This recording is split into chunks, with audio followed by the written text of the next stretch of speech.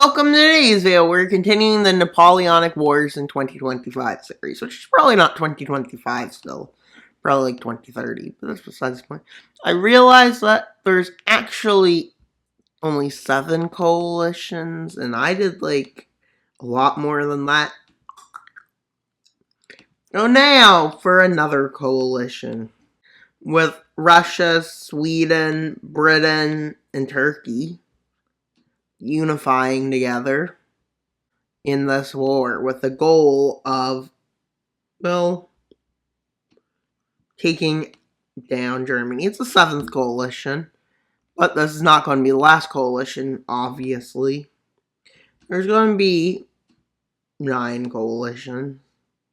And then I think we'll end with the 10th coalition. I feel like works best for this.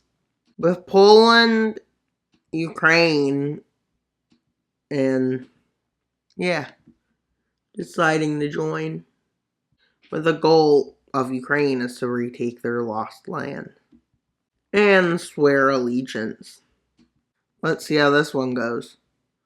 With it going wrong for the Russians, with the French marching up north into the Baltic area.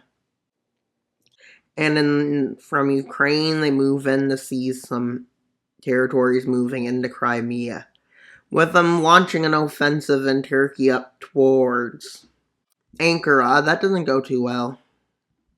Denmark launches an offensive against Sweden.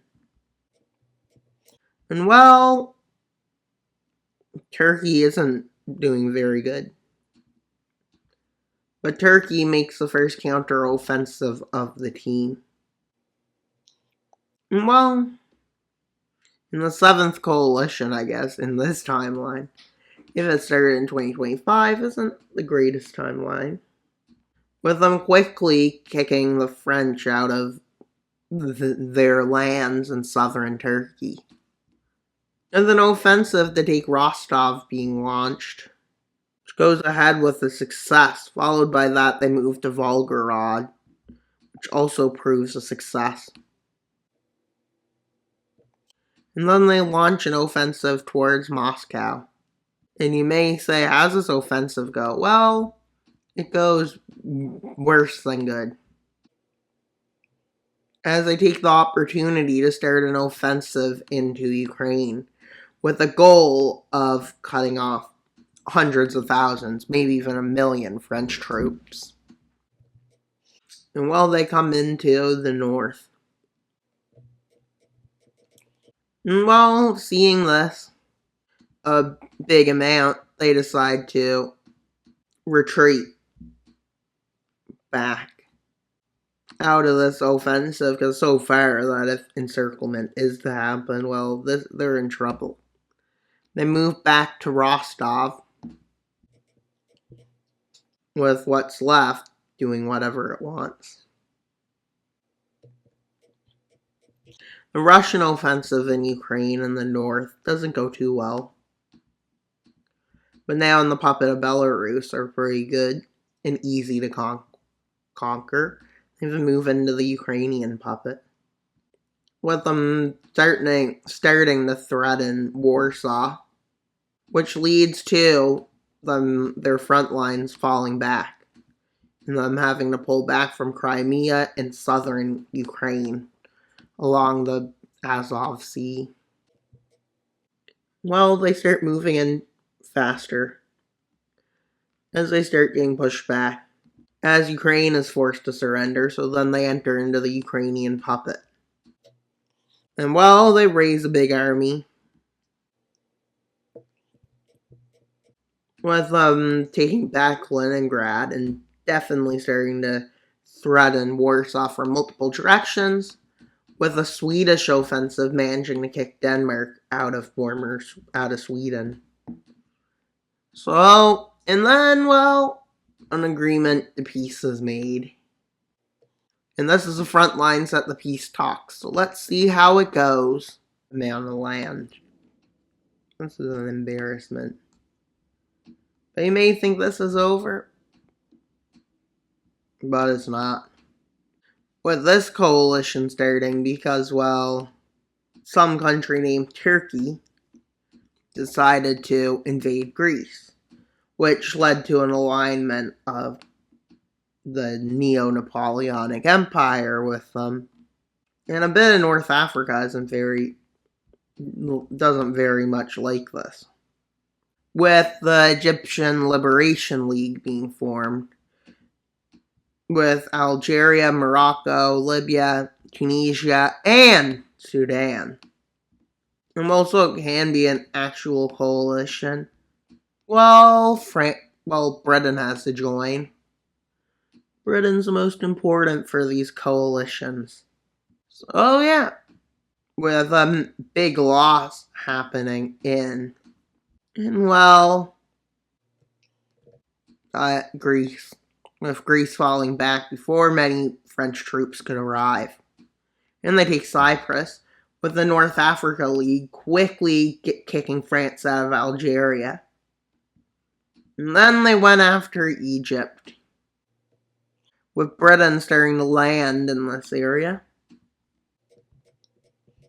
With Britain now landing in this area, liberating northern Egypt, and basically the Egyptian Republic will soon be redeclared. With this happening, and then even bigger of a fall. With the Portuguese liberation happening, with Britain landing in Portugal, and quickly from Gibraltar they meet over with this force. And France agrees to the peace treaty. So let's see how it goes. Liberated Algeria took their lands back. Turkey took some lands back, including Cyprus and Greek Thrace and the island of Crete and a few other Greek Aegean islands. And then they puppeted Greece. But now they're no longer interested in joining another coalition. Neither is North Africa interested in the next coalition. And while Poland thinks that their best bet is to annex the Ukrainian puppet, with an idea being proposed by this Neo-Napoleon Empire. Let's invade Russia! Did they not remember what happened the last time they did it? Well, I guess they don't. And now they're going to be locked up in a war there. Because Portugal, Gibraltar is a nation, apparently. But how they invade? Quickly, they decide to occupy Ukraine and the Baltics. And the reason for this is so they can get ready to launch a spearhead towards Moscow. But their front line ends up kind of like this. As when they get ready to do their invasion or spearhead towards Moscow, which will go very bad, in our timeline. I guess making up a Napoleonic War can't change too much, even though this technically is the 9th coalition. And then they manage to capture the city. But after this, they start trying to encircle this army. Seeing that this army tries to retreat, but as history repeats itself, they get stuck in this front. And then any ones that do get out, most of them have problems with, because Russia is too cold. Or so they say. Maybe they're making excuses for losing to Russia. Well, as you can see, and before they even decide to think about surrender, Russia is already marching deep into the territory here. You may think that's not that bad. Well, Spain and Galicia is being pushed back with Poland surrendering. So they decide to move back into Slovakia and Hungary. And this is where peace treaties agreed upon. You may say, oh, it's still not over. Well, it's going to be soon. There's one more. It'll be the final war. Will be in the next episode for this series. So now look into the peace treaty. They got a lot of enemies to get through. And to make it easier, well, let's show their enemies. We got Sweden. We got Russia. I'm just going to use this so we can mark who is really aligned with them. This has nothing to do with needed. It was definitely not. But this is how much is on them now. In the 9th coalition, this war is over. One more coalition left to go. Let's see how it goes. But for now, that's all for today's video. Please like, subscribe, and comment. Wild Mapper out. But not until you subscribe. Bye, guys.